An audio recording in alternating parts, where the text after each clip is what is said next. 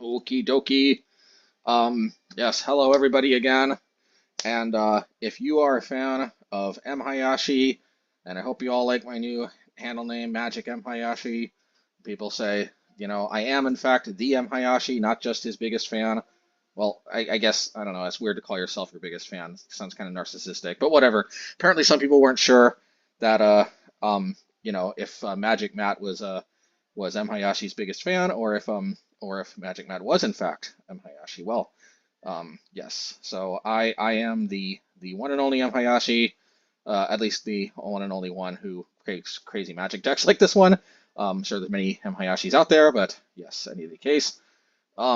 Yeah. So yes, if you are a fan, please hit the like button. Please subscribe. Yeah, you all are welcome here. If you like what you see when you see me doing crazy stuff, this is the place. Again, always appreciate the likes and the subscribes. Thank you so much. Yeah, and let's get to it. So, we are playing Sea and Sky again, and not just any Sea and Sky list. We are applying the 8 field strategy, which I was a big fan of in Mono Red 2, the Sea and Sky deck. As I said in the comments to one of my videos, yes, I do intend to try 8 fields in every color. And I said every color. I'm sure you're wondering, does that include green? Man, I don't know how much I should keep teasing it, but yeah, maybe I'll just leave it at that. Maybe the less said the better. We'll just scrub that from our memory. No, I didn't get a 5-0 with that list, but I did try it out, and in any case, that's neither here nor there. But yes, I am intent on trying 8 fields with every color. Whether or not you guys want to see even a janky green deck playing it, you let me know. But yeah, basically the idea here is that this is so the core of the deck is really the same we've always seen out of Sea and Sky. It's pretty much a Chalice deck, and I tried making Chalice work in some mono red lists, and I mean it's okay, but like the difference between blue and red, I feel like blue just doesn't have a lot of good one drops. It just really doesn't. Whereas red is just so overflowing with them. So while you could certainly play like a prison style, red deck, like Fluffy Wolf is obviously famous for doing so, and always entertaining content. If you want to check out even more mono red content than this, certainly check Fluffy Wolf out. He's up to always good stuff, and he definitely likes red prison. The cool thing though about Chalice of the Void though is I feel like whereas you can play it in red, I feel like this is kind of at its best in mono blue because we can actually turn the fact that we don't necessarily have a lot of great one drops into an advantage by shutting off our opponent's one drops. And blue also has a unique advantage, which also the void that almost no other color has, in that we can actually bounce one drops that are already in play back to their hand, like through Brazen Borrower or through Repeal. And we can even go up in card advantage while we're at it, because if we play Brazen Borrower, we bounce the one drop, they can't recast it under a Chalice. Or they can if they forget their triggers. I mean, if they forget the Chalice of the Void. And we still have the 3/1 that we can cast later on. And with Repeal, we just draw the card outright. And Repeal is also an interesting card. Any of you all who have seen some of what I was up to in Legacy Merfolk a long time ago, and I guess a little bit of Modern. Yeah, I did play this in Modern Merfolk a little bit too. I think I was always a bigger fan of Echoing Truth in Modern. But I think definitely I played this a lot in Legacy. Legacy has basically, okay, the way the rules used to work in Legacy actually is Delver of Secrets used to count as a 0 mana creature when it was flipped. And I was actually, believe it or not, I didn't immediately have Chalice in Legacy Merfolk. If I want to understand, Chalice is pretty mandatory in a Legacy Merfolk nowadays, although it's been a long time since I've really dabbled in Legacy. I used to play Legacy Merfolk a decent amount, but really I haven't in a long time though. I was kind of a Legacy player a little bit before I got into Modern, and pretty much I didn't really overlap in both formats for very long. Kind of just switched over to Modern. In any case, yeah. So like that's kind of how I first became familiar with this card. I feel like this card was kind of underplayed in Legacy. Being able to bounce a Delver of Secrets for 1 mana was actually kind of freaking great, man. Like, I mean, I joke about me being crazy and everything, but like. Sometimes I just legitimately think people need to be a little more, I don't know, imaginative. Like, I mean, like just do like a Gather or a MTGO search for like bounce spells, and like I mean, I think people, yeah, people sometimes need to use their imagination a little more because like Repeal, like in Legacy, when you think about it, I mean, like Delver was just such a ubiquitous card. From what I understand, it's still a pretty ubiquitous card in Legacy. And like for 1 mana, I mean, I know I get that nowadays the way the rules work is now you have to, pay 2, which is still not bad, but hear me out. It was even better back then. And, maybe it's not so great now, but it was so great in Legacy back then. Because, I mean, think about it. Delver, like, even though Delver is easy to flip in Legacy, it's still not a guarantee. And just for 1 mana, just returning it to their hand, getting it off the table, putting it back into summoning is giving yourself an opportunity to counter it. Putting your opponent in a position where they have to flip it again. Maybe they cast a lot of their brainstorms and other cards, and they can't flip it as easily later in the game as they could in the beginning. Because it did wonders for me, and I legitimately think that it was excellent tech back in the day that just nobody ever played except for me because I don't know. I don't know. I can't. I don't have the answers for everybody. I'm not trying to claim like I'm special or anything, but like I don't know. Like it was legit. It was legit fire. I'll just say that. And enough talking about legacy in the past. Just basically, what I became familiar with though is in general like paying an extra mana to bounce stuff. Like a lot of I read some theory articles saying that like you should never be paying more mana to answer something than you're casting to answer it. And I just don't know if I agree with that. What I think these people miss, like because my experience playing Repeal is just it was just very good, even when I wasn't necessarily bouncing a Delver for 1 mana back when the rules worked differently when it was flipped. Like even when I was just casting it the sort of quote unquote intended way, it's just really not a bad card. I don't know that I fully agree with this assessment that this is always going to be bad. Because I think what some people forget is that like there's a premium to having the right answers to the right things at the right time. And to be fair, Repeal having mana restrictions in that you have to make sure you have, generally more lands than your opponent on average in order to have the right answer to anything at a given time. That's kind of the only restriction really to Repeal being the right answer to the right thing at the right time, for the most part, with the exception of lands, of course. I mean, and with the exception of things cheated into play or things like Draco or things like, delve creatures, whatever. I mean, of course, there are always exceptions, but like the sheer amount of things Repeal answers, and all it really asks for you in return is that you have access to more mana than whatever your opponent spent to cast it, which in formats like Modern and Legacy are pretty much you're pretty much always going to have that mana after like turn 3 or so because generally people just don't play a lot of these cards that cost more mana. Again, with the exception of like delve creatures and stuff like that, but you get the idea. And of course you're wondering, well, I mean Unsummon does that, but Repeal draws a card, and like think about it, why does Brazen Borrower see so much play? Like Brazen Borrower sees so much more play than like Echoing Truth ever did. Echoing Truth used to only see play really in combo decks and crazy MHayashi Merfolk decks. And by the way, I would say a good chunk of the time in my Merfolk decks, I was bouncing my own creatures, believe it or not. But the flexibility to also be able to bounce opposing stuff was what made me like Echoing Truth. And the fact that Modern for a while had a lot of big creatures. I think there used to be some kind of like weird Reanimator decks. It's been a while. Like what were those decks called again? There was these like Gifts Ungiven type decks or something. I can't remember. Like, yeah, I don't know. Whatever. Like, whatever they were, the baddie Boom Boom card didn't used to be like Archon, and it didn't used to be Gristlebrand. I think. I don't know. Whatever. I can't remember what. Whatever. That's neither here nor there. Look, at the end of the day, yeah, because but at the end of the day, if you bounce something big, but the main thing is that with cards like Brazen Borrower, you can really see this card just like sees way more play than any of these previous bounce spells that didn't have a 3/1 body attached to it, and that's because going, I mean, newsflash, going down card advantage to your opponent is not a good thing. So while Unsummon certainly is very efficient, it's just not that great when used defensively because you always go down a card. Sure, they have to recast it, but again, you go down a card. And as far as I know, there's only two blue cards that I think are playable that pretty much fit the mold of being able to not go down card advantage while bouncing opposing stuff, and those are Repeal and Brazen Borrower.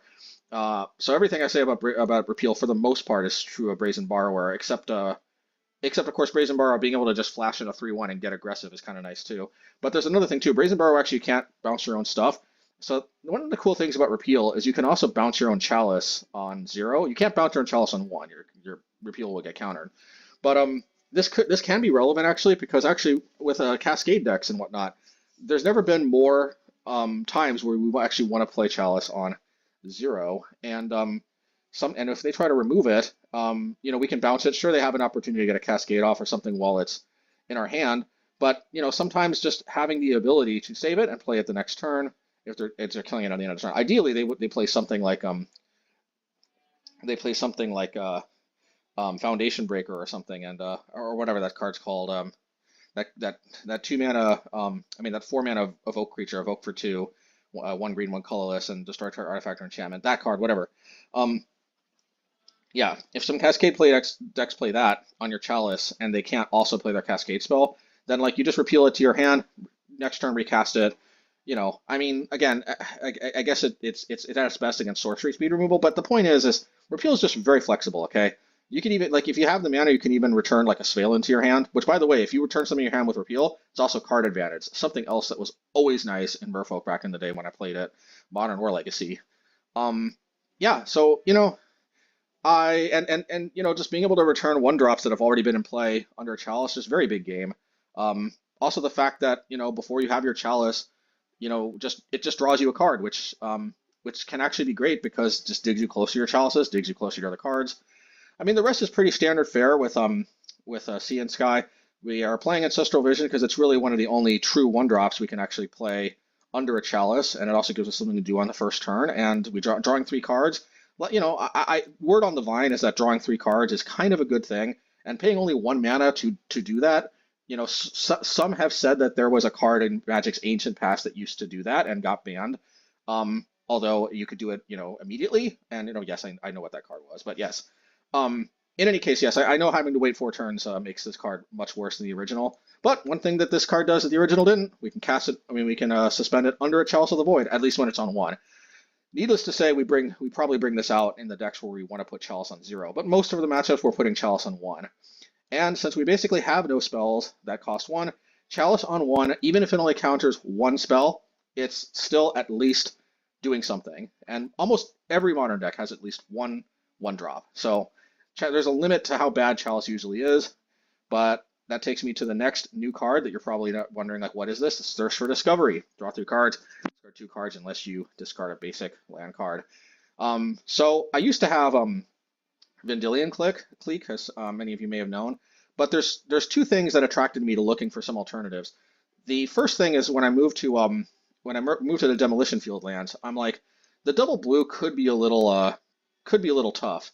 And yes, I know Brazen Borrower and Svyelun still cost double blue, and so yes, but I think that if I'm correct about how well positioned the 8 fields are in the format, then I think on average, it's still going to be worth it to play these cards. I mean, in all honesty, I'm more concerned that playing the fields is correct at all in mono blue versus cutting Svyelun and Brazen Borrower. I think these are kind of a lock, and the question at that point becomes whether or not the whether the ruin lands still are, or the field lands rather are still worth it.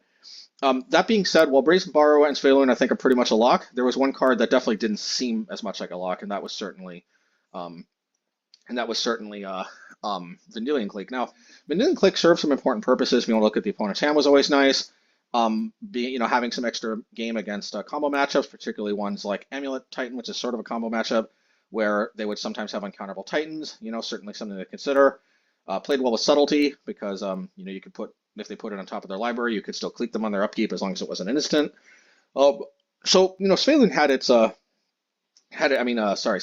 Vendilion Clique had its role to play. But at the end of the day, there was still a lot of matchups where it ultimately just ate a lightning bolt and died. But I'll tell you, one of the main things that actually I had in mind with playing Vendilion Clique, believe it or not, I don't know if I've ever talked about this before, I'm sure I have, but in case I didn't, it's actually the ability to cycle some of these cards that can be not so great in other matchups, also including Ancestral Vision late in the game where we just can't wait the turns. Like, I just kind of wanted a card that had the ability to ditch some of these, or Dismember for that matter. Dismember is one of the main cards I was thinking, because Dismember, very, very good, as long as you draw like 1 or 2 copies, relatively early in the game. Dismember later in the game, after you've maybe already taken a bunch of hits from creatures, maybe after you've already cast a couple Dismembers, not so much. Dismember is so important, though, being a removal spell we can cast in mono blue and deal with basically anything for 1 mana, means that realistically, I don't see myself cutting copies of this.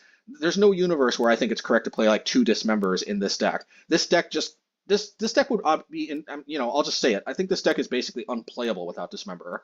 And I think it stands to reason that, this isn't just crazy MHayashi. Like, I literally think that you cannot let the fact that there is a limit to how many dismembers are actually good when you draw them deter you from playing 4, because it's just that important that you see these preferably earlier in order to keep stuff that has to be off the table.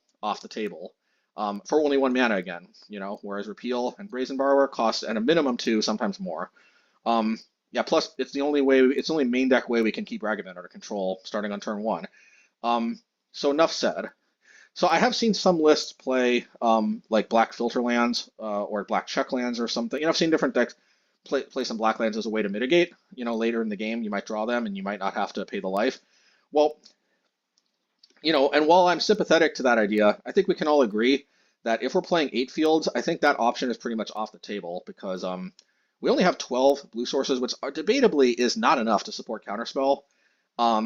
But believe it or not, as we're going to see in the matches, it's really not as bad as it might look. In reality, Counterspell pretty much becomes kind of a later game spell anyway. Like you generally don't cast this on turn 2. Generally, you're like casting Repeals, you're casting Chalice of the Voids, you're casting Dismembers, you're suspending Ancestral Visions, bouncing stuff with Brazen Borrower. You get the gist. Like most of the time, you're not necessarily casting this on turn 2. Sometimes you are, though. You will draw 2 blue sources some one at a time. But arguably, Counterspell's at its best anyway later in the game when you're counting some very bigger threat that they are kind of building up towards anyway. And just at the end of the day, I still think Counterspell is just very good because there's just kind of no real substitute for this. Like if you think about it, I mean, yeah, at the end of the day, we still want our counterspells to be cheap, even if we're playing these later in the game. Like later in the game, we're still going to be demolitioning fielding and whatnot, so we're going to have access to more blue sources, period. But just we want our counterspells to be cheap because we want to have the option to play things like Svyelun with counterspell backup, if we want to, or additional Chalice of the Voids with counterspell. But you get the idea. And there's just no other counterspell that can do so much for so little, even later in the game, like Counterspell, even where admittedly it's kind of hard to cast on turn 2 in this deck. Now, I'm not going to lie, actually, Counterspell actually was supposed to be Force of Negation, but I forgot to. It's hard, I'm not gonna bore you with trying to explain why this got switched up by accident. But in the original, what I had in mind when I registered this for the league is my intention was to play Force of Negation in the main deck because this can always be cheated for the alternate cost if you don't have the 2 blue. That was my thinking at least. But what I was very surprised to learn, as I think you'll see in the games, Counterspell actually kind of saved my butt a few times, and there's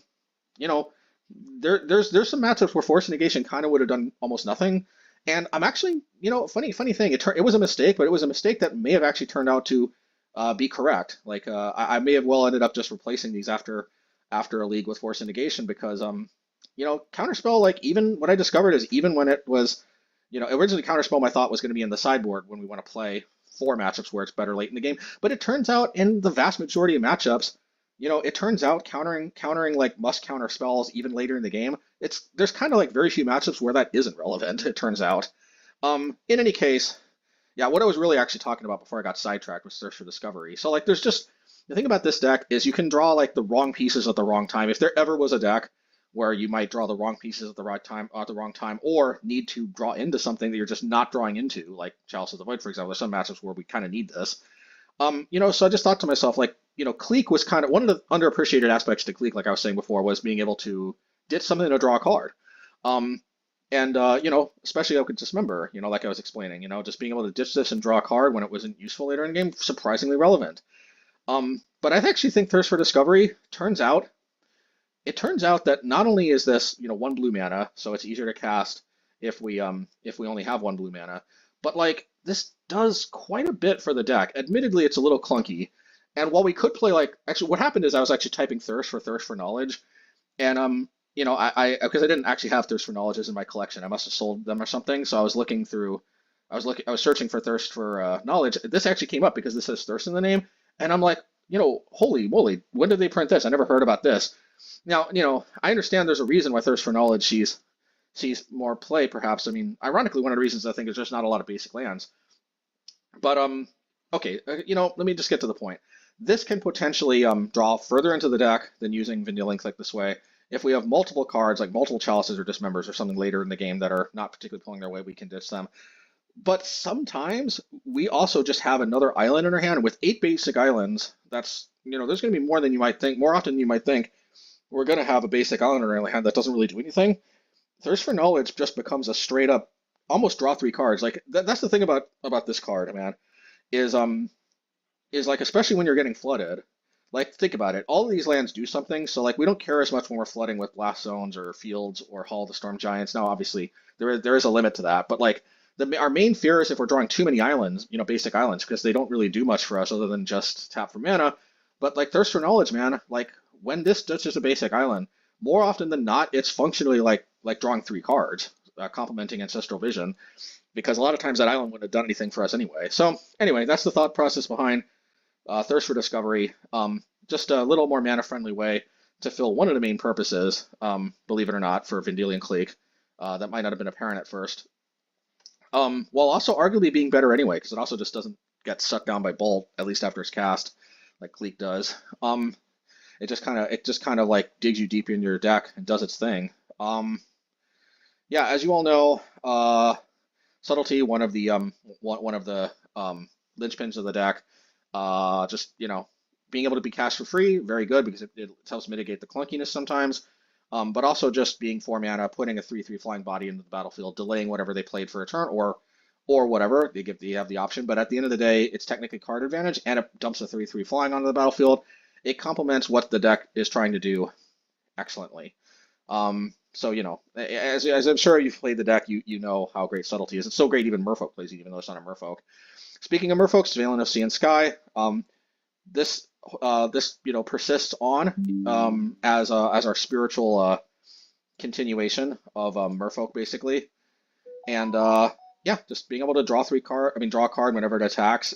I mean, this card just it's a great blocker, having 4 toughness. It does a good amount of damage, 3 damage if it connects, and it draws us a card. It just pretty much does everything we want in a mono blue mid-range tempo type deal. You know what I mean? It's not Merfolk, but like it's just, I mean, like if you think blue mid-range, I mean it doesn't die to lightning bolt. I mean, what more do you want really? We're not playing Minamo, so we can't untap it. But I mean, ultimately at the end of the day, 3 mana for a card that doesn't die to lightning bolt, that needs Revolt to be killed with Fatal Push, and that draws a card when it attacks, is a good blocker as well if need be. Deals 3 damage. I mean, like, you're not like this card is so nuts, man. In my opinion, people really should be thinking about playing this. I mean, like, I even wonder, like, Murktide. Murktide could stick some of these in there. I don't know. Like, probably that's not a good idea because I haven't played Murktide, but I also wouldn't be completely. It wouldn't be completely crazy to me if I like picked up Murktide and just out of morbid curiosity, I tried jamming some Svyluns in there. I might not play it as a 4 of. Believe it or not, if I played a deck like Murktide, I could, expect the MHayashi rule not to necessarily apply with the same force. When you play with the sheer number of cantrips and other things that very few decks that I've played really play with, suddenly the appeal to playing cards less than a 4 of to be able to play a wider variety of effects and stuff, like suddenly that makes more sense. But whatever the case may be, whether this is played as a 4 of, like an MHayashi usual, or more likely at least to start off with, I tried playing this as a 2 of, or even just as a 1 of. Like, I would not be surprised for this card to overperform like crazy. So I don't know, whatever. Other people aren't playing it. That's their choice. But Svyelun is insane for me. And yeah. Okay, sideboard Force of Negation. I don't think I need to say too much about this. Counters anything that is a non-creature spell and can also be pitched and exiled. Yeah, if you've played blue, then you know what this card does and you know why people like to play it. Yeah, I'm going to get the obvious stuff out of the way first. Ratchet Bomb and Filigree Sylex. Sylex is the exact same thing as Ratchet Bomb. It just has a late game ability that has never once even come up for me. But basically, just more ways to potentially deal with early threats. Also deal with artifacts and enchantments, which we don't really have a lot of true answers for outside of counterspells. And unlicensed hearse. So I think this is the best graveyard hate that you can play that doesn't cost 1 mana and doesn't get turned off by Chalice of the Void. I'm not necessarily 100% sold on this card being superior to Relic of Progenitus. I'm not necessarily convinced that it's still worth it to play Relic because A, yeah, we can play it on turn 1 before we play Chalice if we want to play both, and B, I'm not necessarily convinced that the overlap between matchups where we need Graveyard and Chalice is so great. One of the first ones that comes to mind is Living End, but of course that's a Chalice on 0 matchup, so that actually doesn't conflict with Relic in the slightest. I'm sure there's other matchups. I'm sure there are matchups where we want Chalice on 1 and Grave Hate, but surprisingly there's not as much as you might think. But that being said, Hearse is still a very versatile and very good Graveyard Hate card that also gives us the option to keep the Chalice in 1 plan if we want to keep it. And the price came down, so I didn't necessarily have to break the bank to pick these up. So I thought to myself, I'll give them a try. I see this card doing great work for Murktide. We have counter spells to protect it. We can repeal it back to our hand if they try to destroy it and even go up a card. Um, I've always seen this card do good work for many of our opponents, so I'll try it out myself. And the cool thing is I feel like we can get away with playing 4 of, for example, even though it's usually not a card, at least unless we absolutely need the Graveyard Hate, we want to see more than 4 of. Again, Thirst for Discovery goes a long way in helping to mitigate extra copies we don't necessarily need. And yeah, and the last card is Riptide Pilferer. Now, I'm not going to lie, this card's very experimental. But see, my thinking was, one of the reasons I had been dealing Clique in the deck is just I like the ability to pressure the hand. There are some matchups where the counter spells can't always count on working, either because of encounterable effects, or, I don't know, like Eldrazi that do stuff when you cast them. I mean, there's counterspells cannot necessarily be counted on in all matchups to mitigate various combos or other things that could go wrong later in the game. So the reasoning here in trying Riptide Pilferer was I just wanted to have another way to sort of pressure another resource. I didn't want to rely solely on counter magic, and I also like the fact that a lot of decks are going to really board out a lot of removal, especially if they don't see Svyelun in game 1, which they won't always, but. They're going to board out probably some amount of removal because we just don't play that many creatures, and most of our creatures kind of do something else before they get played anyway. So my thinking was just like, yeah, it was just like how we used to play like Tide Shaper, like against Tron, for example, which we don't need Tide Shaper as much anymore now that we have four additional Field of Ruin effects. So I think Tron is going to be okay. Anyway, that was the thinking. I'm not going to comment on whether we get to see it much, but I'm just going to say that like you'll never know until you try it. This is not one of these cards that like I tried before and I know it's an underappreciated, powerhouse. But for all I know, I mean, a 2-mana 1/1 that discards a card when it connects. I mean, I don't think that's that bad. It's certainly not the best thing ever, but and there are some matchups where I could see them not being prepared and taking a bunch of damage. Taking a bunch of cards from this thing. So that's the thinking. I mean, well, this is just a very experimental card that we'll just have to see how it works. And with that, I guess we'll get to the games. Thank you, everybody. And again, if you can hit the like button and subscribe, be much appreciated. All right, take care. Let's get to the games. Okay, match 1, game 1. And this is a keep. I know this seems a little clunky. This, interestingly enough, will be one of these matches where we do have the option to play Counterspell on turn 2, and that's just how the cookie crumbles sometimes. I like the way we have our clear turn 1 play. Ancestral Vision. We have a clear turn 2 play if it's worth countering, and we have a clear turn 3 play to dig for something else that could be good.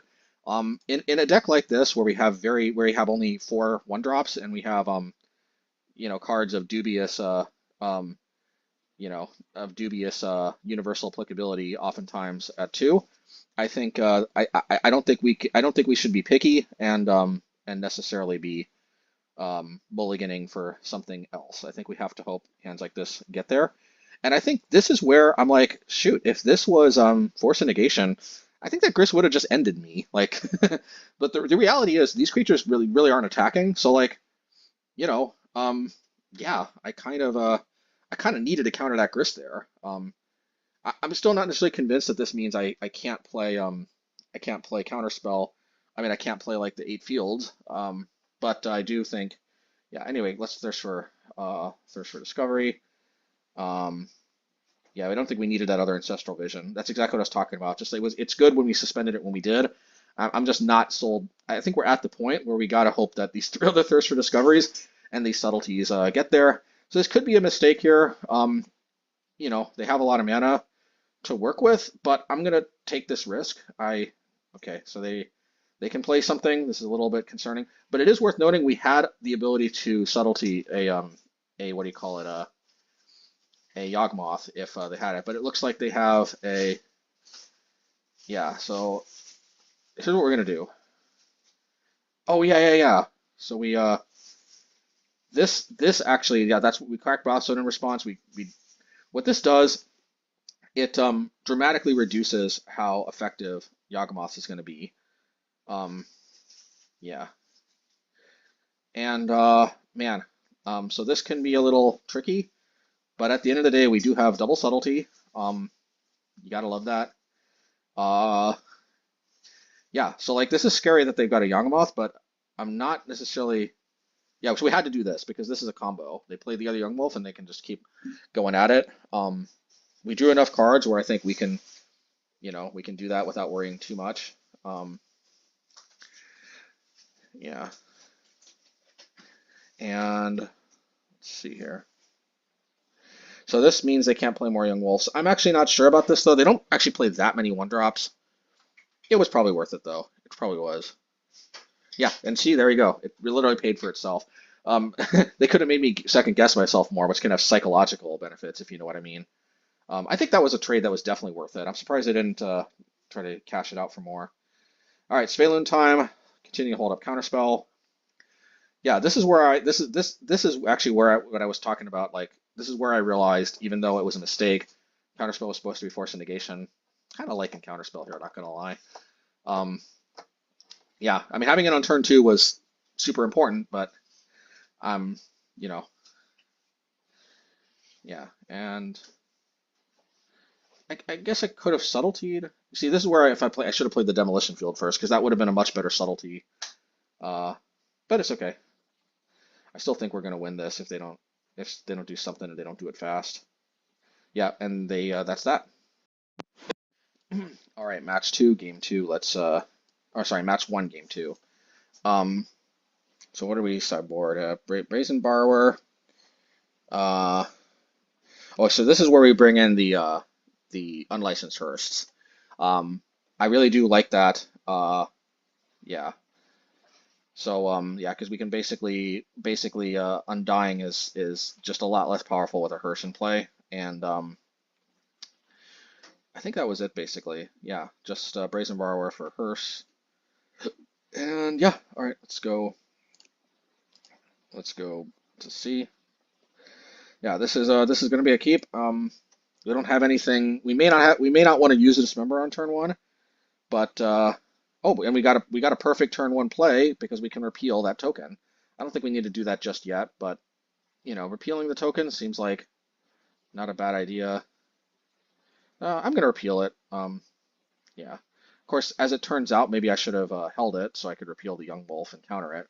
But the token is still potentially card advantage from the Yawgmoth later. It just color screwed, so it's what a non-game. Unfortunately, I guess the opponent took a risky hand that just didn't pay off. Yeah, I wish I could say more about this deck. Wish you had a chance to see how Hearst did. But yeah, I mean, a win's a win, right? All right, next one. All right, match 2, game 1. Wow, and we're up against Trellon, so the duel of the mono blue, possibly the duel of the mono blue Chalice decks, because I know they're a big fan of mono blue Tron, but they're not. This is not mono blue Tron this time. So let's I guess they're a bigger fan of big mana in general rather than Tron specifically. But yeah, so this is looks like Coffers. Let's see how this one goes. I could be mistaken, but I'm gonna take my chances. Go for a Svyelun. And well, if we get to attack, I think we're gonna be in pretty good shape. I think we're thinking like how best to play around this. Oh, they let us attack, so hopefully we don't forget to attack. All right, there we go. Yeah, not sure what to say other than yeah, that's pretty good. So yeah, so yeah, we might have gotten a phone call or something during this during this pause, but okay, that's fine. Play Demolition Field. We hold up Subtlety. I think they go Karn. I think we Subtlety this. Oh no, Damnation. Okay, that's fine. Alrighty. Yeah, I agree with this. This is a perfect opportunity to play Brazen Borrower. So actually, I don't play Svyelun because I'm worried about another Damnation. Oh yeah, and I want a Subtlety, which I think is better here. Now with two creatures that we can ride to victory, I'm not necessarily going to overextend with Svyelun. So let's go for this. Because we just kind of insta lose if they have Damnation. They have to do something. Yeah, I'm surprised they just pack it in right now, because 2 life is not necessarily game over.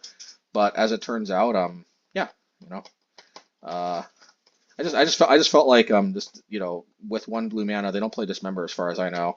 I felt like and you know what it is actually, this Chalice of the Void is probably doing a lot of work as far as shutting off like Fatal Push and Bloodchief's Thirst. By the way, even if you kick Bloodchief's Thirst, it still counts as 1, so Chalice will still counter it. All right. Okay, match 2, game 2. Let's see how the sideboarding went here. Um, so we sided out Repeal and Dismember, and we brought in. So we did bring in our Riptide Pilferer. So this is exactly one of these matchups. I mean, to be fair, I guess they could still easily Fatal Push or what do you call it? Bloodchief's Thirst it. But if we can land Chalice first, that card could kind of go to town. So it's not necessarily going to be a turn 2 play, maybe. It could be though. We'll see. We'll see. Certainly it's better than I think these cards. Something to note, actually, I didn't mention last time is Chalice. Chalice on 1 gets dealt with by Karn pretty easily, but Karn being 4 mana is a little bit of a sitting duck to counter Magic, so at least there is that. We did bring in Force of Negation, obviously. Karn, one of their more important threats to be able to counter. Yeah, and so that's Riptide Pilferer and that for Repeal, and that makes sense to me. So let's go. This hand, that last hand, like I'm sorry that it flashed a little quickly, but it was basically all lands. I mean, like I'm generally kind of bullish on hands that have a lot of mana and not a lot of action in a mid-range deck, where oftentimes getting bottlenecked on mana is a bigger issue, and where we have a ton of utility lands that can at least do something while we're waiting, especially with Blast Zone. Even I have my limits. That hand was 2 mana flooded, so yeah. So basically we have again we basically prioritize having something to do on turn 1, Visions, turn 2, Counterspell, turn 3, Thirst, 4, Discovery. So, and now we have another alternative turn 3. That's probably going to be what we end up doing, because the upsides are just much more extreme if it actually does stick. And yeah. So let's see here.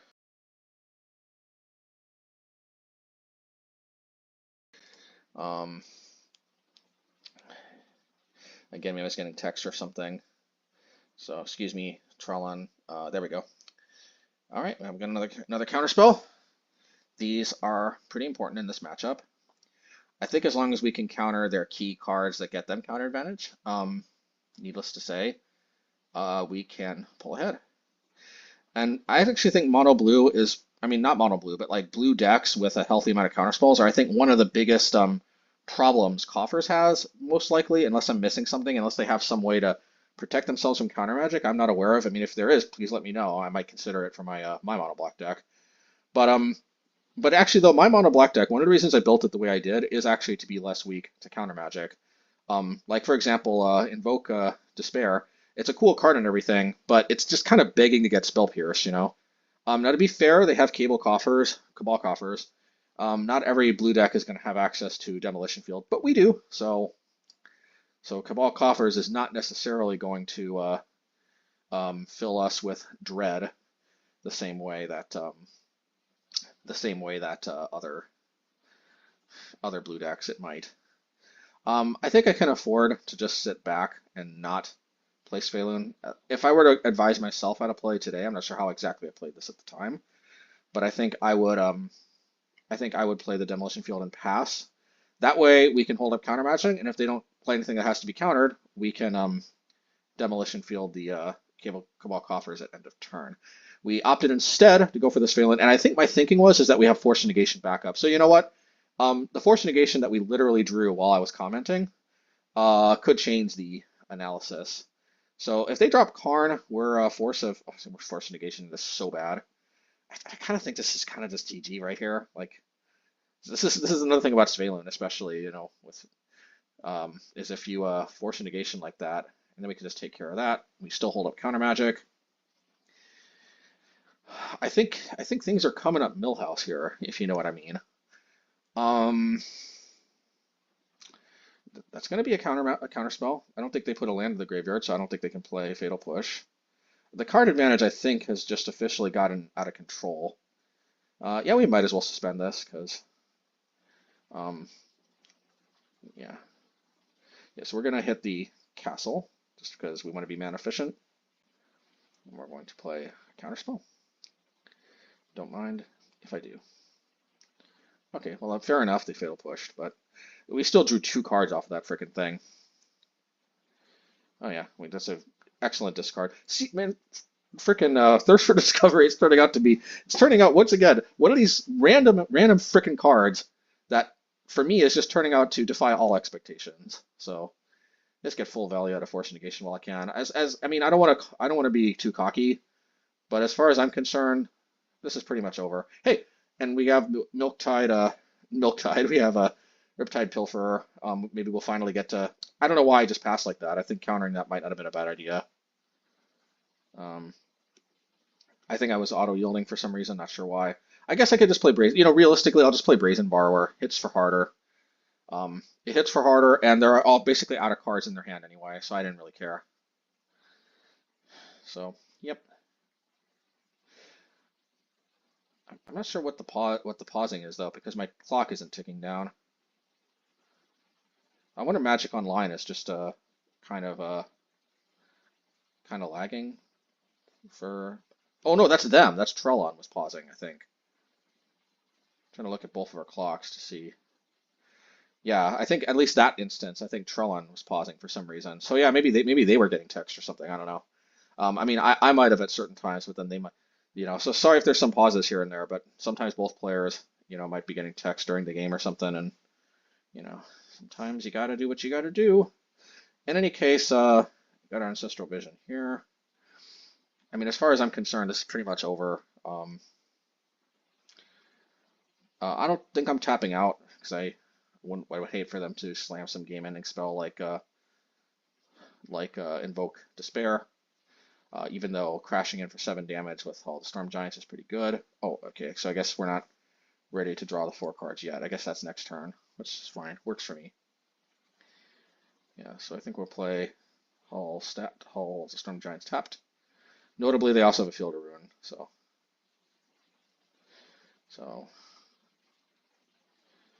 yep.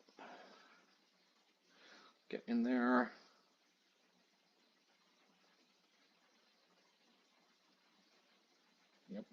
Yep. Ready.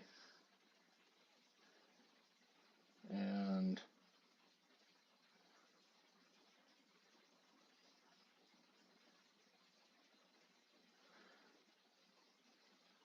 yeah, so you know what? I'm gonna just change the way I do this here.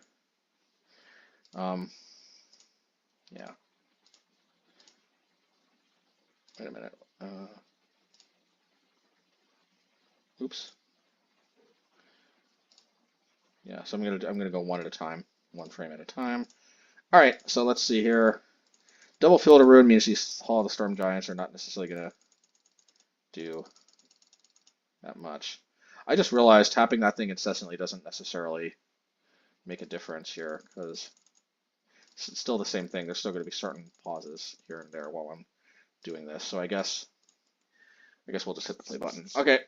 In any case, like I said, as far as I'm concerned, it's pretty much over. I don't think they have any instant speed card that pretty much ends us. If Invoke Despair was an instant, you better believe we wouldn't have tapped out completely like that, but it isn't. So I'm not particularly too worried. All right, Ancestral Vision. As soon as we get to target ourselves, then yep. Alrighty. Yeah, and I think this is pretty good. Just gotta remember to lead on Chalice first before we play the Svyelun, and I think we'll be in good shape.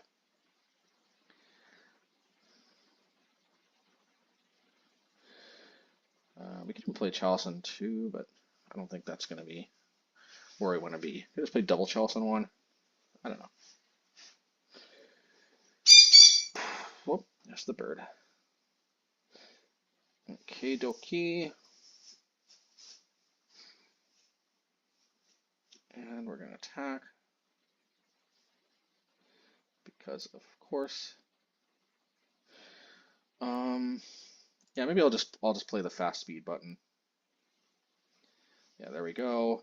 Svyelun, they attack that. I guess we save the other one for in case of thirst for knowledge or whatever it's called. Thirst for discovery. And even with the fast play button, still okay. Already. And that is that. Yep, sorry that took a little while, but alright, next one. Alright, next match. Now, I'm gonna call this match 3, but technically speaking, this is actually match 4. So, since you didn't see the 5-0 in the title, sorry for the spoilers, but we did end up losing one of the games. But I'm gonna put this one at the end. So I'm gonna call this match 3, but this was technically the fourth match, and the next one's gonna be 5, but I'll call that 4, and the one that was match 3, I'm gonna call match 5. I just think that's a better viewing experience. Oh, excuse the bird. Okay, I think bird is okay though. Even sometimes when she's like outside of her cage and content, she's still just Anyway, whatever. Let's get on to the games. Yeah, that was a key. That was a mulligan. No blue mana. Just one colorless source. There's no way. There's no way that can stand. Okay, so this is where we get to see how good a counterspell is going to be when we can't cast it on turn 2. And I don't think not being able to cast it on turn 2 is too big of an issue because Chalice in the Void is definitely what we're going to want to play. If they didn't play out 2 Mishra's Baubles, I would have been. Oh, we'll see. All right. So we can play the other one the next turn. And then if we draw another colorless source, we could always cash in the Demolition Field and then play Counterspell. So, okay, play that. Whew, well, good thing that that lines up with Dismember. I'm surprised they didn't take the Dismember. Or did I just draw that? I think they just took this, Because Chalice of the Void, I guess Chalice of the Void is just so bad for them, and I guess we would have just drawn the Brazen Borrower, which also would have turned off their Stubborn Denial. So I guess I can see it. I can see it, but okay. Well, we do have Blast Zone as a pretty... But I think we're going to take this opportunity to... Oh, okay, we just took that opportunity to kill the Shadow. I respect it. Alrighty. So we can hold up interaction. If they don't do anything, we can get our Demolition Field game going. This is exactly what we're going to do. I'm going to hit the red source, I think. Yep, because they always play a basic island and basic swamp, but they don't always play basic mountain. I don't think they do so here. I've even seen some shadow lists that don't even play a second red source, although I think that's probably a mistake. But I think once they didn't even have another red source. All right, we're going to Brazen Borrow. Now this could be a little risky because this means their death shadows are bigger, but I'm not going to let that deter me. Okay, that's fine. Yeah, I don't want to just play Svyelun just when we still have a counter magic to hold up. Yeah, I'm not going to counterspell the Mishra's Bauble. But I will play the Brazen Borrower. If nothing else, we're kind of softening up their fatal pushes. And sure enough, they had another one. I mean, they have clearly they got something in their hand, right? And holding up there for Thirst for Discovery seems pretty good. I am definitely going to cast this. Yes, we might get Stubborn Denialed. We did not. Yeah, I guess it's funny that I did Svyelun, but I guess it makes sense because tapping out just seems pretty risky. Yeah, these cards are pretty big game, I think. Yeah, we're gonna Subtlety. Now they might have. Okay, I'm surprised they didn't have Drown in the Lock. It's kind of what I was expecting, but yeah, still should be fine. Yeah. So what we can do is we can Brazen Borrow that and end the turn. We wanted to counter their counter, if you know what I mean. Obviously, we could have Field a Rune and done that. Also would have played around Stubborn Denial. Okay. Yeah, not bad. Yeah, and I think we suspend the Ancestral here. All right, that's fine. Try to set up our long-term goal that we're working towards. Yeah, I didn't want to just get Stubby Deed. Just didn't want to lose the game just outright. But hitting the Steam Vents though is big game. Okay, that's fine. Yes, now since we literally don't have much else to do, we're gonna hit that. Then we're gonna hit Svyelun. Yep, and of course they attack, but I think we come out ahead here.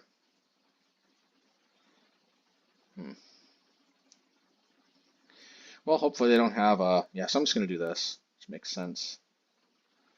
All right, well, let's see. Let's see what they got here. If they got Lightning Bolt, then I think they got us. If they don't, then I think we got them. So it's kind of looking like they have Lightning Bolt, but actually it turns out they don't. That's fine. All right. Well, now we're in an enviable situation where we're playing Subtlety to block. But if that actually works, then that's GG. Yep. All right, we actually do get to block. I was like, hey, I'll take it. All right, and we get to draw 4 cards. Always nice, and they just scoop it up. We did have the Hall of the Storm Giants, which, unless they have Subtlety of themselves and a Lightning Bolt or something, yeah. Okay, match 3, game 2. Let's see how we sideboard. I'm surprised I didn't bring in the Ratchet Bombs, but I guess Repeal is pretty big game, especially when we also have Chalice, which we do. But yeah, I guess we're kind of main bordered, aren't we? The last game was pretty impressive, I felt, like how we were able to handle ourselves. I mean, obviously we were potentially just 1 Lightning Bolt away, but let me see. I wonder if we should have brought out like even Counterspell or something for Ratchet Bomb, but Counterspell is just pretty good stuff. I also like that they can't usually play Death Shadow until turn 3 at the earliest, which increases the chance that we can have the 2 blue mana for Counterspell. Yeah, I don't know. I feel like Ratchet Bomb is a good card, but I'm not sure what to replace. Subtlety was obviously an all-star and probably needed. Thirst for Discovery also pretty freaking good. I don't know, maybe not. Maybe Blackstone's enough. We'll see. I mean, this is not like a pure aggro deck. We have to win on the card advantage access too, and this is definitely a keep. Again, we have, in theory, something to do in the early turns, which is kind of one of the biggest blind spots for the deck. I think we've been getting pretty lucky with having Ancestral Vision and Opening Hand a lot. That's obviously the best time to have it. And yeah. All right, well, we have Dismember. I'm a little worried about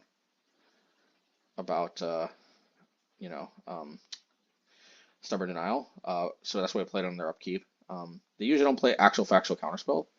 They usually play Dawn of the Lock, which we didn't have any cards in the graveyard for that. So, all right, play this Disguise, Camouflage R, and also discarding the basic, not bad.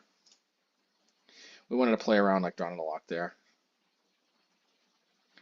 That's why we did that the way we did. It's pretty big game. I think they have another Shadow in their hand, but they were just like, we don't want to do that just yet. Okay. What I'm kind of inclined to do is I'm probably going to Field of Ruin these Steam Vents and then try to Repeal. It feels like a slightly better use of my mana. I really have to hit 2 blue. All right, that's that. Wow, they really went to town on our hand, but it is what it is. Thankfully, we got Blast Zone that we can always pretty much... Yeah, Repeal is such a good card against Death Shadow. Here's the 3 cards. Here's the Cavalry.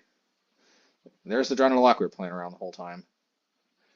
Yeah, it's good stuff. Yeah, we'll play this because we need like if you don't have a creature in play, then repeal repeal is not like that great. You know what I mean? So it's bam bam. Yeah. Unfortunately, it counts as leaving the battlefield for fatal push. I could have actually repealed it to my hand. Now that I think about it, maybe I should have, but being able to repeal their that Death Shadow is a pretty big game too. But repealing my Svyelun actually is a pretty big game too. I'm surprised I didn't see that line when that was a very common line in actual Merfolk. Man, how nostalgic would it have been to repeal? Oh yeah, and then I've just got them because of Hall of the Storm Giants. I have a feeling they were forgetting about this. It's like, oh yeah, that giant. This is one of the things about Storm Giant, man. Its Ward 3 is also like, well, I guess I forgot about that one. There you go. All right, match 4, game 1, and actually technically this is match 5, game 1, but I'm ordering this in the playlist a little differently. Let's see how this one goes. Oh yeah, so this is definitely a keep. Turn 1 Ancestral Visual once, Vision once again. Hey, I'm not going to complain. Oh man, this one could be difficult. This looks like it's the Kuldotha Rebirth deck, and this is a problem because okay, Meeting of Minds, interesting. It's pretty good actually.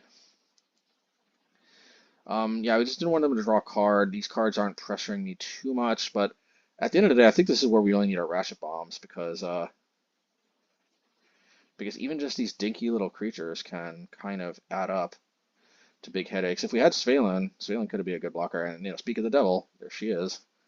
So for better or for worse, I'm gonna put her out there. Try to soak up some of the damage. I think I will block, even though Svyelun could get dealt with. The reality is that oh wow, what is this? Yeah, I have to do this. My card is too scary there. Alrighty. And you know what we can do actually? We can put them in a situation where they either have to force a block. Let's see if they fetch. Okay, they didn't because they wanted to keep that card on the top of the library, but we can counter that one. Yeah, see, they're going to do this, but now we have Counterspell. Against all odds, we actually seem to be able to deal with this card. That's a pretty scary card here. We got the Subtlety too, so I'm feeling pretty good about this one. I'll do with Rebirth. I think I'm going to play the Subtlety and block. Oh no, or do that, yeah. Okay. Okay. Yep. Repeal, draw a card. Man, actually, we somehow did it. I think their opening was a little too slow. We didn't necessarily have the tools to deal with a fast, dumping a bunch of Kuldotha tokens into play, but they didn't have that kind of hand, so that worked out.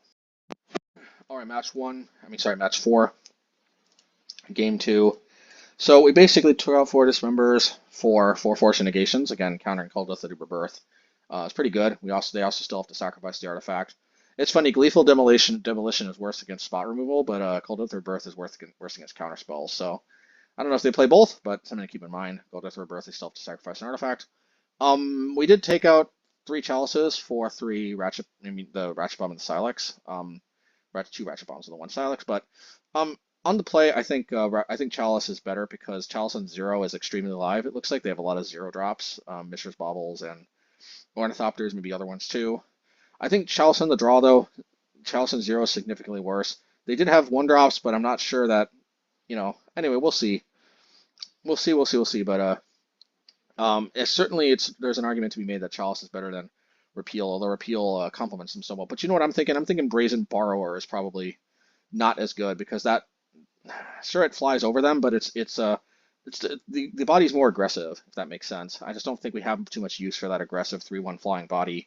They have, other than blocking an Ornithopter that's equipped with a Cranial Plating, which I don't even know if they have Cranial Plating in the deck. Yeah, anyway, so that's going to be what this one is. And let's go. Yeah, that one's well, again, okay, so let's, yeah, that one had no blue sources and only 2 colorless sources at that, and no Ratchet Bombs or anything, the last hand that is. So that one was definitely a mulligan. Sorry, you have to pause the video, but that one was an easy mulligan. Now this one has blue sources and we have a Ratchet Bomb, so we know this one's a keep. Now the problem with this though is apparently we took another mulligan somewhere down the road as well, and now we got to make the choice of which two cards to put back. So this is actually where we can make or break the game. I think I want to keep Repeal, and I think, so here's what I'm thinking, okay? Force of Negation is a lot worse when we don't have a big full hand to pitch. And Thirst for Discovery is okay, but we don't know if we're going to hit our third land drop. We know we want to keep Sylex. So what I'm thinking is we end up ditching the Force of Negation and the Thirst of Discovery, suspend the Vision, and hold up Repeal, or play the Chalice, the Ratchet Bomb, and then have Repeal. But let's see what we end up doing. But I think that's what it's going to be. Okay, so that's not actually what we did. We actually put back the Repeal. That's interesting. Apparently, my first instinct was to do what I just said. You know what? Actually, I remember what my thinking was. My thinking was, no, I'm gonna play it differently, because I think I was thinking, dude, I've gone down 2 cards. I gotta live or die based on card advantage, so I'm gonna have to hope that this card can put me ahead on cards. I don't know if I fully agree with this, especially Repeal on that could have been so backbreaking, but let's see.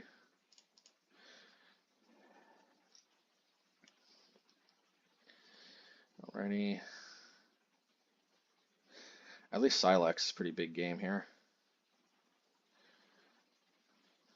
I think I'm just going to tank it. As much as, oh, maybe not. Coldotha or Birth. Yeah, I probably should have tanked it, although it turns out that we have Ratchet Bomb anyway. Yeah, I feel like yeah. I feel like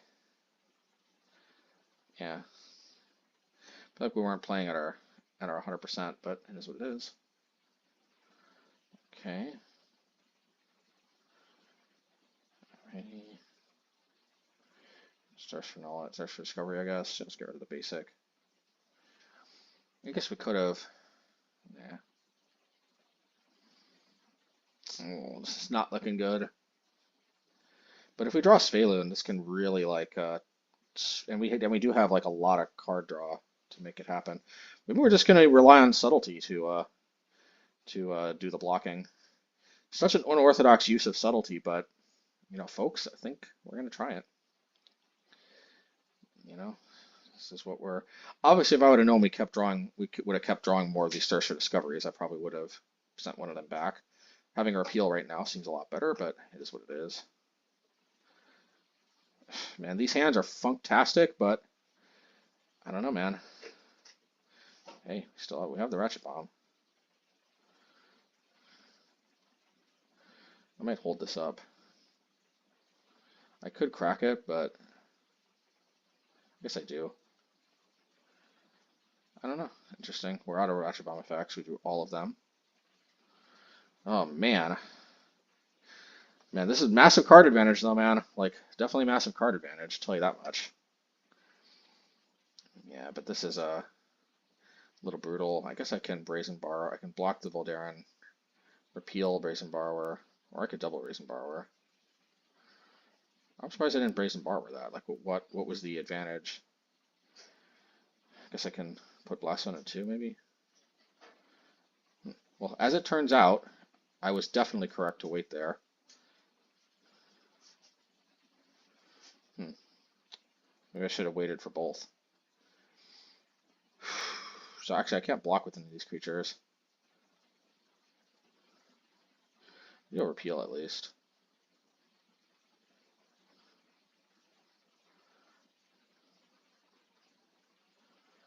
So if they play like a Bushwhacker or something, I'm screwed. Okay. Dang, man, so many lands, though. Like, what is this?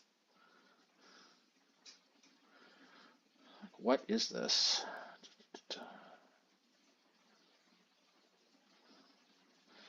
Okay, well, now if they have a Bushwhacker, I guess, no, the Bushwhacker is going to get us. We have an answer to the Bushwhacker itself, but we don't have an answer to the to power. Oh, that does it too because yeah, it's unfortunate, but we don't have enough blockers. Man, that was so close. Interesting that if there's two chances where we actually could have maybe pulled out a win. One was in the beginning if we wouldn't have sent that repeal to the bottom. I think our first instincts were correct. We missed mulliganed.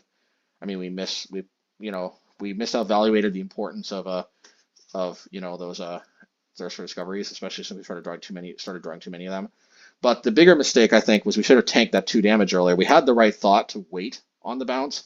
I guess we didn't lose that much from waiting for both of them.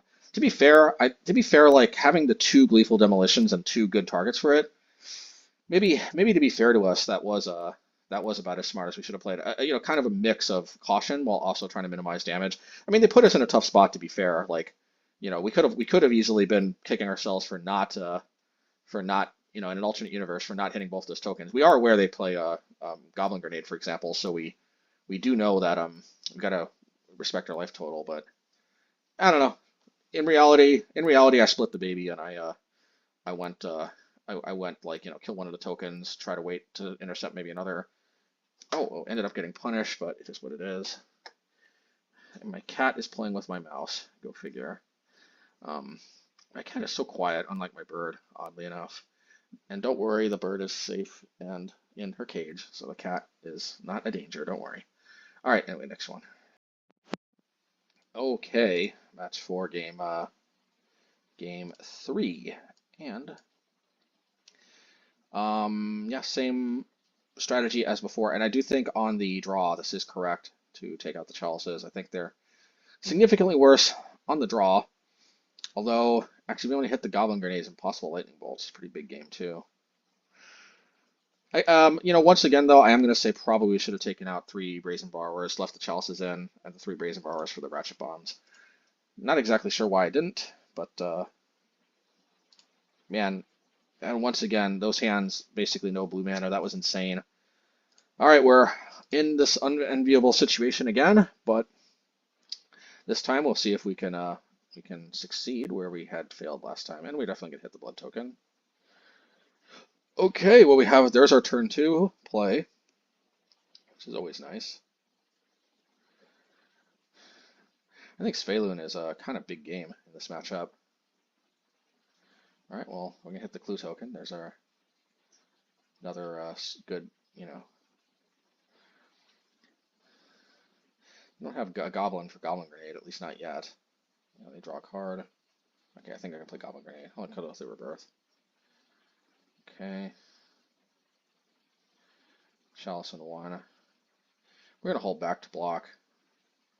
This is ultimately a pretty aggressive deck. What was that? They forgot about the Chalice, I guess. Oh no, because it got copied. The next just copy that spell twice. I wonder why they didn't copy it twice.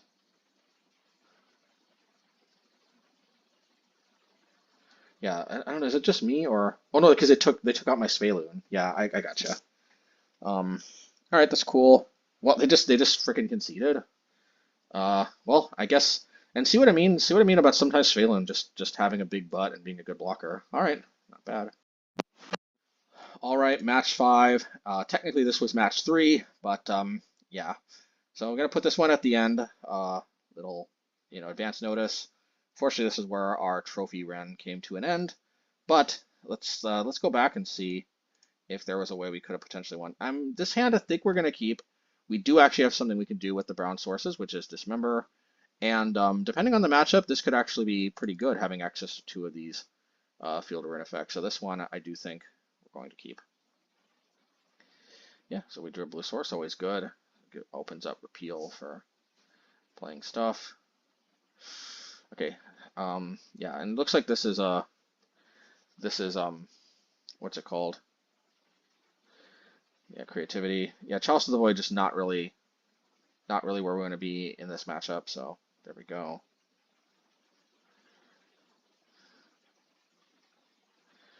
All right, we're definitely hit that blood crypt. This is where the 8 fields are just kind of nutso. Yeah, we can hit that. I still don't think it's, yeah, let's play Svyelun. They'll probably go double fetch and go get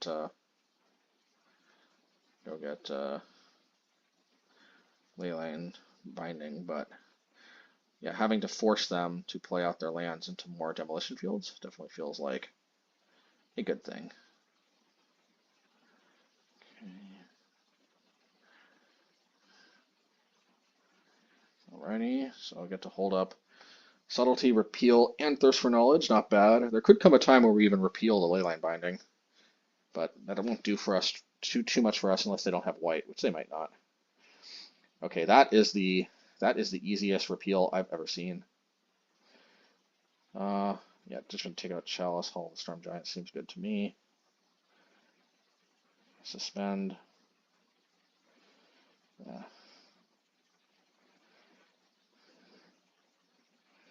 And their ability to still have so many cards is a little strange, despite them not really playing that much. But we'll see. We'll bring it up to 3. I think we draw a Chalice, and this is where we make a huge mistake. We play the Chalice. We were definitely smoking something. There was a good reason we were ditching these Chalices before, because what I failed to realize is like, crikey, because the Repeal can't hit the tokens now, so this is a big problem. Plus, we should have kept it on 3. We compounded the mistakes. I think we could have had this pretty easily, because we could have killed the reflection, which we kind of needed to do. I don't know why we're not dismembering on their turn, but it is what it is.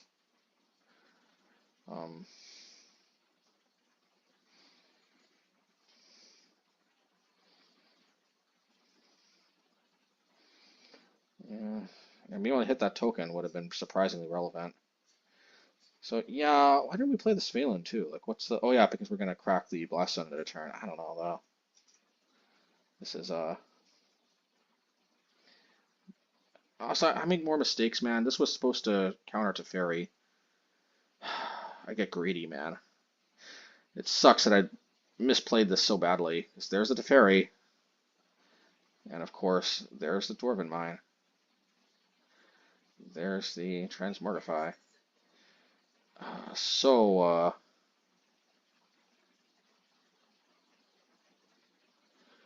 Put that to 7, I guess. This has to go to 8.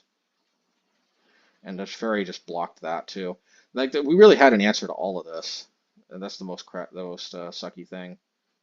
And also, like, I must have been, oh man, I don't even know. I'm so sorry, everybody. Also, why did I dismember after they blocked? It's like, I don't know. I must have been getting a lot of text or something during this. This is one of the advantages, actually. And also, why did I put this on 9? I'm clearly not in my right mind here, folks. I'm really sorry. Like, I think I should have won this one easy. I'm really sorry. Because, yeah, just like, oh, is Archon 9? No, it's 8. So I don't even know what I'm thinking.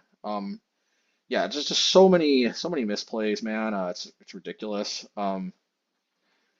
Yeah, like the reality is we really had a solution to pretty much everything here. It started with Chalice on 1 was ridiculously bad. And the crazy thing is that we're still actually like in it, but like not respecting Teferi, obviously a big problem. We kind of on some level knew. I don't know why they turned off my Chalice. I mean, they would have played creativity if they had it there because we would have lost. But if I remember correctly, they ran down tick and then they play another run. Okay.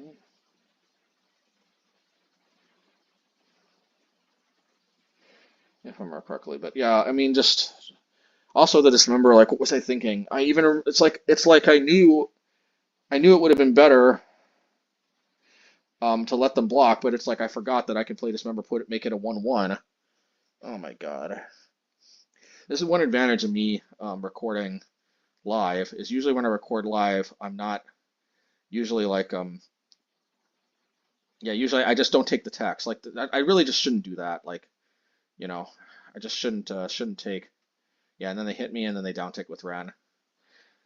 What sucks is actually it's funny, at the time I don't think I was aware how close I was actually to trophying. Well, to be fair, this was match 3 at the time.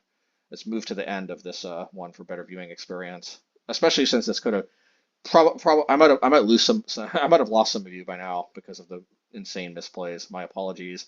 Wouldn't blame you if you did. If you I didn't blame any. I wouldn't blame. And I don't blame anybody who did go. That was just too cringe. But yeah, good to punish myself sometimes and you know, go back to these and yeah, I guess at the end of the day, I either shouldn't be playing, when like I'm expecting, somebody might be, you know, needing to text me or something, or I should just if it's not, if the texts aren't so important, I just shouldn't take them. But like anyway, it is what it is. All right. Okay. Um, match 5, game 2, 100 sideboard. Definitely take those Chalices out. Those don't do anything. The Ratchet Bombs could be good, but they don't usually put themselves in a situation where I can hit multiple tokens. But to be fair, it probably was nice to have that option. Anyway, let's think about what we did take out. We took out Dismember. I agree with that. Dismembering a dwarf token seems like the definition of not where we want to be. And we took out, yeah, what did we put in? Probably Force of Negation. Yeah, Force of Negationing it's a fairy or a creativity seems like pretty big game, and in theory seems like we should be extremely favored, in my humble opinion, but it doesn't always work out that way. Especially if you're going to play as a drunken sailor like as I was last game. Um, so what did we bring out for the other one? Force of Negation and oh yeah, and Hearse. Yeah, Hearse just helps mitigate and deal with Ren and 6 a little bit. The fact that Hearse can both pick the lands out of the graveyard and get big enough to be crude to take out Ren hopefully in one swipe is a pretty big game actually. I like that. All right, let's go. Yeah, this is definitely a keep here. I mean, we got Ancestral Vision as something to play towards. We got the Hearse. We got something to do on turns 1 and 2, and hopefully 3. Hopefully we draw a card. All right, let's go. Okay, Hearse or Vision? I think I'm going to play Hearse. One of the things about Vision, like it's not always correct to play Vision after Vision because we may need 2 turns to disperse our card draw. I hope I hit that third land. Yes, we did. Thank God. I mean, I'm gonna play Svyelun because yeah, I mean like they need Leyline Binding. Lightning Bolt doesn't deal with it. Kind of looking like they have Leyline Binding. It's like they always have it. Alrighty. Yeah, I think they had Leyline Binding from it correctly. The kind of creativity, like always, somehow they have like a million lands. They always have what they need, and I don't know. It's an interesting deck for sure. All right, play that. Yeah, so that's going to be an easy Thirst, maybe? Should we play Thirst? It's most mana efficient.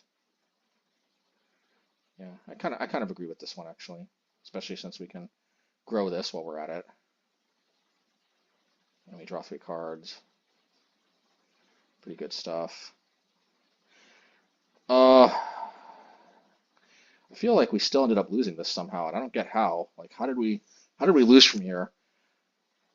Well, for one thing, maybe being mana inefficient. We should have just bounced it in a turn. That way we could have played that and held up a force. So right here I'm optimistic, but then they have Veil of Summer. Veil of Summer, that's one of the things I like about being mono red. No having to deal with this nonsense card. I mean, they didn't hold up blue mana, so I'm in the clear. And suddenly I feel like Chalice ain't so bad anymore. Oh my god. I can't even believe it. Got me with Veil of Summer. I guess Veil of Summer, that's what it's good at, punishing blue decks, I guess. I mean, normally blue can kind of can go to heck as far as I'm concerned. At least when we're not playing it. But blue is supposed to keep decks like this in check, but when they print cards like Veil of Summer. Anyway, whatever. So, yeah. Yeah. Let's play Brazen Borrower, because that's totally going to win us the game. Man, I'm not even playing, and this is frustrating. All right. Yeah, and there goes the trophy. All right, post league wrap up. Okay, so hey, if any of you guys got all this far, please please hit that like button, subscribe, click the bell icon for notifications because there's more where this came from. And yeah, unfortunately, the creativity matchup I think is better than it looks, especially with 8 fields. 8 fields is kind of like, it's kind of one of the having an improved creativity matchup is definitely one of the best advantages to 8 fields. So it just sucks that that's the one matchup that deprived us of the trophy. But it is what it is. And anyway, so I'm actually redoing this video. I actually waxed philosophical about like free will and stuff for a long time. I suppose nobody really wants to hear that. But I do think that this is a very good deck, and it just did get me thinking about how, I mean, what it just comes down to ultimately is I just kind of wish that people I'm hoping to show that mono blue, and specifically a mono blue Chalice deck. It doesn't have to be these 75s, but I really think I'm onto something with this idea of having a mono blue Chalice deck. I think, like, I wasn't really sure what I was doing at first, to be honest, when I was playing mono blue. Like, I mean, I was kind of getting somewhere with my usual kind of approach, but like, it wasn't until I started playing Chalice of the Void in the main deck when I started to realize, like, and which I already started to do actually with Merfolk at times. But the more and more I think about the Sea and Sky deck specifically, the more and more I think this kind of has to be a main deck Chalice deck. This has to kind of be Modern's Chalice deck. And everything else falls into place because, like I said in the deck tech, just blue has so many good cards, but they're just almost all not 1 mana. But like, that's where Chalice can like really shore up a lot of those problems. But it is what it is. I just really thinking, like, I really hope that people realize. I hope I can prove that there absolutely is a really good mono blue Chalice deck out there. I think that this is in the ballpark at least of that deck, and I'm hoping and I hope that when I always feel like I exceed my expectations when I do these leagues, and when I end up getting the results I do for the most part. There was a time when I was getting clobbered at first, with previous iterations a while, when I first started kind of trying to branch off into a different type of blue deck. But I'm kind of past that for the most part. I do think that I generally do do pretty well. These cards for the most part have a lot of legs and a lot of matchups. I really do like that. But yeah, whether it's exactly these cards or not, at the end of the day, I think that a Chalice deck has a lot of legs. And I guess I was just kind of disappointed because I was imagining an alternate universe, where this deck did go 5-0, and then it generated more interest, and maybe more people did get inspired to try it, and maybe even to develop it more than I do, because I'm still probably going to be focusing mostly on red. Unless something changes in my life dramatically, I'm probably not going to have the kind of time to really turn this into a trophy making machine like at least the red deck was at previous times. But it is what it is, and and maybe I can also console myself into thinking, hey, well, maybe it's possible there is no alternate universe where I did get the 5-0 because it was all predetermined, and I'm not going to get into that because I'll just say, suffice it to say, I'm not actually a believer in that. I don't actually do think that there is only one possible universe in the future, but that's neither here nor there. In any case, yeah, the only thing I'll leave with is I'll say that I think Riptide Pilferer should probably be Sorcerer's Spyglass because the ring is ticking up in popularity. The ring was around, but it was not as popular when I recorded this. When I played these matches. Yeah, and while the counter magic is pretty good against the ring, the fact that Sorcerer's Spyglass can come down earlier, look at their hand, which is be played off of colorless, doesn't get hit by Chalice, but the fact that even if for some reason we can't get to 2 blue mana by the time to counter it, and B, just like, and also we have an answer afterwards. Like, I can definitely see situations where they play the ring. I don't have a counterspell in hand, but I do have like a thirst for a discovery or something. And then I just dig for it basically, and anyway, man, the ring. I could give more thoughts on it, but I don't think I think it's too early to say that the card's broken. But I will say it probably has to demand your respect, unless people start dropping it because people are always so prepared for it that it doesn't end up doing that much. Ironically, kind of like Ragavan. Although Ragavan, let's be fair, like decks benefit a lot from having a lot of 1-mana removal anyway, whether it's Ragavan or Mana Dorks or whatever. So like, I actually don't think Ragavan is warping the format as much as people think. I just think people are respecting 1-drops, which is probably a good idea anyway. The ring is a little different. The ring demands such hyper-specific answers. Like Sorcerer's Spyglass, I never would have even thought about playing that if it wasn't for the ring. But it is what it is. In any case, Riptide Pilferer could be good too. For the most part, that's kind of our flex slot. And at the time being, I think the flex slot is probably best served by being extra ring hate, if that makes sense. Anyway, let's do the customary shout out to the patrons. So thanks a lot, Patrick Weissman. Thanks a lot, Jules Varro, Kevin Rubach, S. Robertson, Sophus Garrett, Erwin Lopez, Stanley Franks, Kyle Walters, Mark, Z. Cole Smith, Lucas Frank, Andrew Watts, and thank you, Michael Patton. Thank you, all of you. And if you all have gotten this far, once again, I want to remind you, please hit the like button and please subscribe and click the bell icon. I hope you all have a great rest of your day. And yeah, this is MHayashi playing Mono Blue out.